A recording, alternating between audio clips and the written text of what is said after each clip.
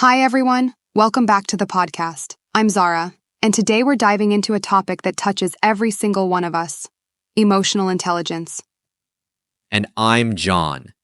This is such an important subject because emotional intelligence, or EQ, plays a massive role in how we navigate relationships, handle stress, and understand ourselves better. Exactly. While many people focus on IQ, their intelligence quotient, EQ, is just as, if not more, important in everyday life. It helps us respond thoughtfully to challenges rather than reacting impulsively. Right.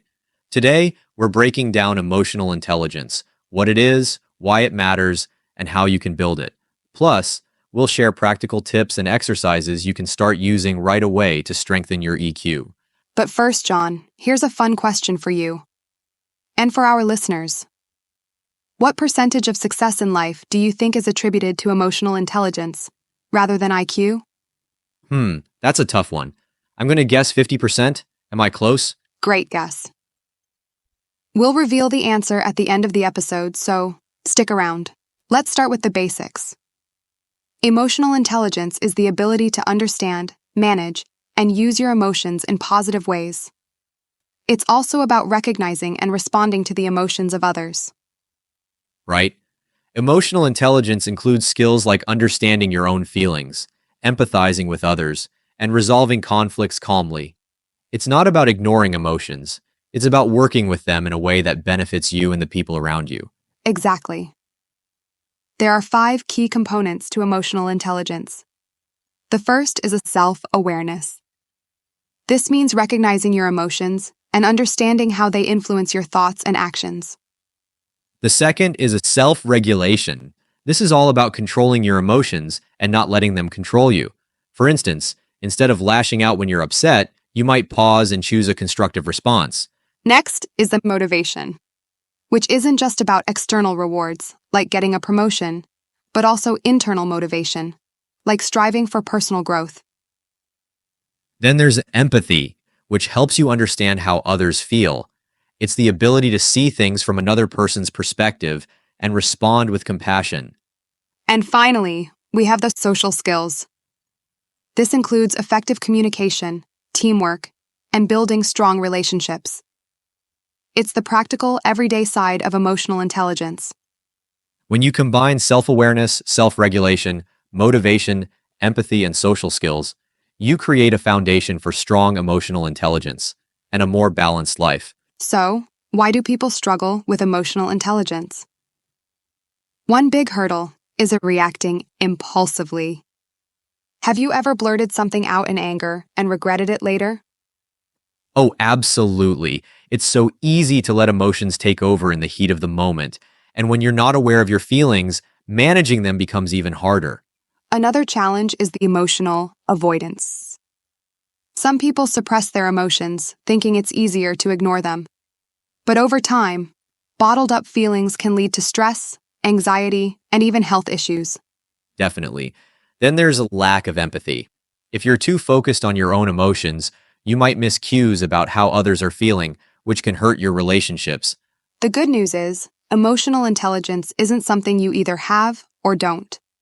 It's a skill you can develop at any time, no matter where you're starting from. Let's dive into some practical tips. Zara, what's the first step to improving EQ? Tip number 1, practice self-awareness. Start by checking in with yourself throughout the day. Ask, what am I feeling right now, and why?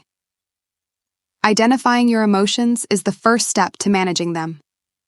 Great advice. Another tip is to pause before reacting. When you feel a strong emotion, whether it's anger, frustration, or even excitement, pause, take a deep breath, and reflect. That simple moment of mindfulness can make a big difference. Tip 3 is active listening. When someone is speaking, focus entirely on what they're saying instead of planning your response. This not only helps you build empathy, but also improves your relationships. I love that one. Tip 4, journaling. Writing about your feelings can help you process them more effectively. It's also a great way to track patterns and identify emotional triggers. Another powerful tool is mindfulness. Mindfulness means being present in the moment without judgment. It's a great way to calm your mind and respond thoughtfully. even in high-pressure situations. And here's one more. Role play difficult conversations. Practicing what you'd say in a tense situation can help you stay calm and confident when it happens in real life. Let's talk about a few specific exercises that listeners can try. One is the gratitude challenge. Each night, write down 3 things you're grateful for. This helps shift your focus to the positive and builds emotional resilience. Another great exercise is the empathy walk. Spend a day observing people around you, at work, at the store, or on your commute. Try to imagine what they might be feeling based on their expressions or body language. That's such a simple yet powerful idea. Another exercise is the emotion journal. Every evening, write down the emotions you felt that day. What triggered those emotions? How you responded. Over time, this can help you identify patterns and develop healthier ways to manage emotions. Another tip is to practice on mirror listening. When someone shares their feelings, summarize what they've said to show you understand.